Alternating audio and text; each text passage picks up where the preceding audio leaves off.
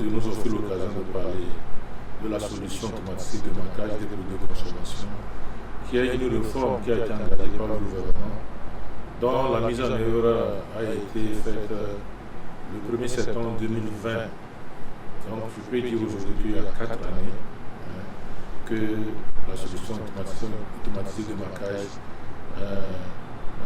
a eu lieu et qu'aujourd'hui nous pouvons dire que la réforme continue son bonhomme de chemin, puisque déjà le 26 août dernier, nous avons procédé au lancement de 100 mobiles pour permettre aux consommateurs eux-mêmes de procéder au contrôle des biens qu'ils consomment.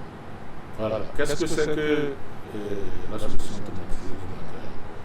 Vous avez le but fixé par le gouvernement, principalement, c'est de protéger les consommateurs. S'assurer que les produits qui sont vendus sur le marché, qu'ils soient importés ou produits localement, sont propres à la consommation.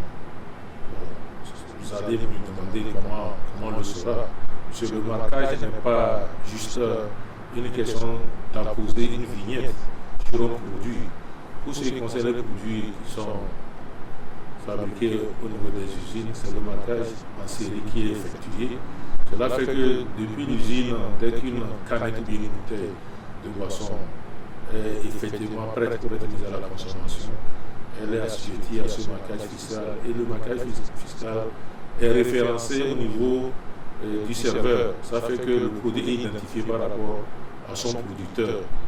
Lorsque le produit est importé, la règle c'est que le marquage devait se faire à l'origine. Cela veut dire que si par exemple vous importez les boissons du Ghana, vous devez marquer ces produits à l'origine, depuis le Ghana, avant que les marchandises ne traversent la frontière togolaise jusqu'à ce qu'elles ne soient mises en consommation sur le marché togolais.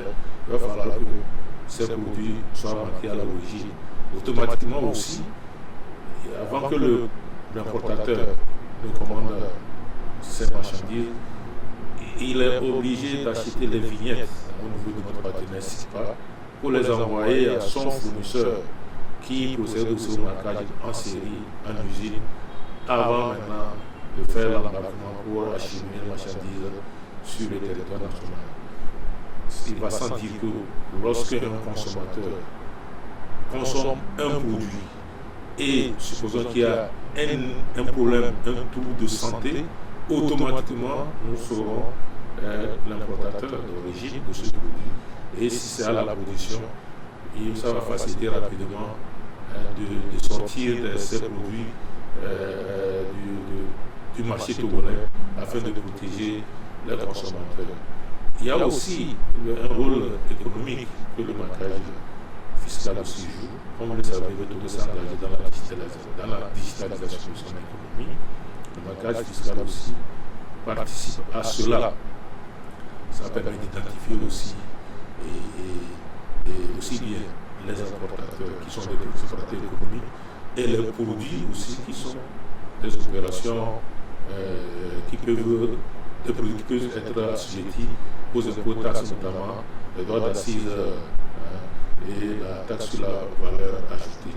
Donc, si le circuit fonctionne normalement, il est clair qu'il y a ce qu'on appelle une certaine équité, que ce soit au niveau des importateurs et au niveau des producteurs locaux. La dernière fois, nous avons publié un communiqué qui a été renforcé aussi par un communiqué signé par le ministre en charge du commerce et puis le ministre de l'économie et des finances. Ce communiqué dit en substance que la règle qui consiste à marquer les produits à l'origine avant de les mettre en consommation sur le territoire national est d'actualité parce qu'à un moment nous avons constaté qu'il y a eu un relâchement. Donc les importateurs essaient d'importer des marchandises qui ne sont pas marquées et se disent qu'ils font le marquage dans leur magasin. Mais ce n'est pas vraiment vérifié, ce n'est pas efficace.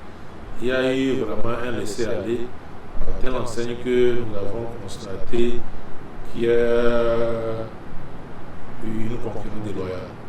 les produits qui sont marqués, on semble coûter un peu plus cher que les produits non marqués. Voilà. Dans cette situation, il va falloir que le gouvernement rectifie le tir. Donc, depuis le 11 novembre, il est clair qu'aucun produit qui doit être soumis au marquage ne peut traverser la frontière nationale et les frontières nationales, que ce soit au port, au cordon douanier ou à l'aéroport, tous les cordons douaniers sans être marqués. Je profite de l'occasion pour parler des produits qui doivent être soumis au marquage. Il s'agit normalement des boissons. Voilà. Des boissons. Pour le moment, l'autorité a opté pour le marquage des boissons. En boissons, il faut voir les eaux, les boissons sucrées, les alcools, les vins, les champagnes, les vermouths. Voilà, ce sont ces produits qui sont pour le moment marqués. Et nous espérons qu'aujourd'hui, compte tenu du rappel à l'ordre, nous avons essayé de regarder sur le terrain. Nous avons vu que les choses sont en train vraiment de s'améliorer. Et nous espérons que ça va aller encore beaucoup plus en avant. Et il est clair aussi que ceux-là qui ne vont pas respecter le rappel à l'ordre seront soumis aux sanctions qui sont prévues par la réglementation en vigueur. Lorsque une marchandise arrive au cordon douanier et qu'un agent de douane constate que ce produit n'a pas été marqué à l'origine, automatiquement, il est considéré comme, cette marchandise est considérée comme une marchandise issue de la contrebande. Cela veut dire qu'elle doit être saisie. Voilà. De la même façon, lorsqu'un produit qui doit être sur le marquage, qui a été produit localement, est mis sur le marché sans être marqué automatiquement, il doit être considéré comme un produit issu aussi de la fraude. Et automatiquement, il faut saisir ces produits. En dehors de cela, nous avons ce qu'on appelle les SM45, c'est des outils qui sont chargés de vérifier. Voilà, les agents de douane aussi bien que les agents du ministère des Finances, les agents de l'hôtel utilisent ces outils-là pour essayer de faire un test sur les produits, parce qu'il est possible que des gens puissent utiliser des vignettes qui ne sont pas appropriées, parce que les vignettes varient des eaux, le coût des vignettes varie des eaux jusqu'aux boissons alcoolisées. Donc, nous devons nous assurer que les vignettes qui sont utilisées sont aussi les vignettes qui sont appropriées, sans oublier aussi que les cigarettes aussi doivent être marquées. Voilà. Vous allez comprendre que le gouvernement vraiment lutte contre la mauvaise santé de la population. En dehors de cela, il y a des sorties spontanées au niveau des marchés, que ce soit au niveau des grands domaines, au niveau de l'intérieur du pays, dans les magasins, dans les dépôts, pour s'assurer que le marquage est effectif. Aujourd'hui, au niveau des importateurs de nombreux producteurs, la solution au transit du marquage est rentrée dans les habitudes. Aucun importateur, aucun producteur ne se plaint du marquage. Ce dont il se plaint, c'est que ce marquage soit effectif. Il ne faudrait pas que certains sont dans le système de marquage et d'autres ne le sont pas. Et c'est à cela que la Commission doit veiller, à ce que vraiment tout le monde respecte la règle.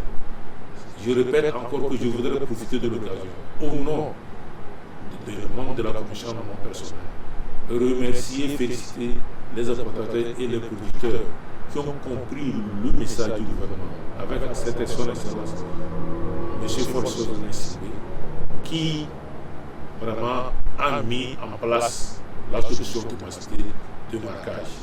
Donc l'intérêt pour l'importateur, c'est que lorsqu'il respecte le système de marquage, il peut facilement rouler sa marchandise. Il faut facilement vendre sa marchandise. De plus, nous avons constaté que pour les petits producteurs, le marquage authentifie même les produits. Voilà. Parce que ça leur permet de rentrer, comme on dit, dans la cour des grands. Alors, lorsque un produit porte une vignette, que ce soit le consommateur, le gros bien qui serait exporté, voilà, que ça avance sur le plan international, alors il y a une certaine confiance parce que le marquage est gage alors d'une certaine authenticité du produit qui est mis en consommation sur le territoire bien qui est exporté. Donc, il va falloir que nous veillions à ce que tout le monde fasse le franc jeu pour éviter vraiment qu'il y ait des situations dommageables au détriment de ceux-là qui respectent la solution automatisée de marquage. Pour le consommateur, pour lui, c'est sa santé. C'est sa santé. Lorsque quelqu'un veut consommer un produit, il faut qu'il s'assure que ce produit, d'abord, il faut qu'il s'assure que ce produit soit marqué. Est-ce que le marquage est vraiment le marquage légal ou bien ce n'est pas un marquage trafiqué? J'ai vu certains consommateurs, c'est devenu pour un jeu dans un bar, ils sont assis avant de consommer leur bière. Il y a des gens qui ont sorti leurs appareils juste pour flasher, pour voir si le produit est marqué. Et puis ce qui est important, comme je l'avais dit tantôt, c'est que le marquage authentifie à la fois le produit et le producteur ou l'importateur.